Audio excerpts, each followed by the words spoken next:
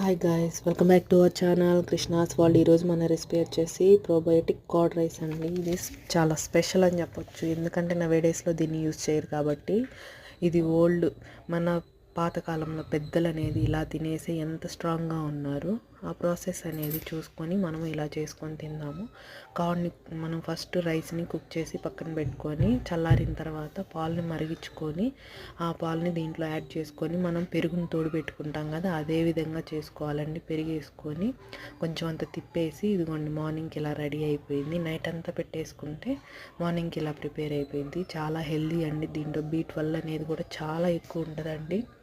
మన స్కిన్ అనేది కూడా చాలా గ్లో అవుతుంది. అలాగే కాల్షియం ప్రాబ్లం ఉన్నా కానీ చాలా హెల్త్ బాగుంటుందండి. ఇది ఇలా ట్రై చేసి చూడండి. ఎవ్రీడే మనం కర్డ్ రైస్ తింటాం కదా, దాని ప్లేస్లో దీన్ని తింటే చాలా మంచిది. బ్రేక్ఫాస్ట్గా యూస్ చేయొచ్చు.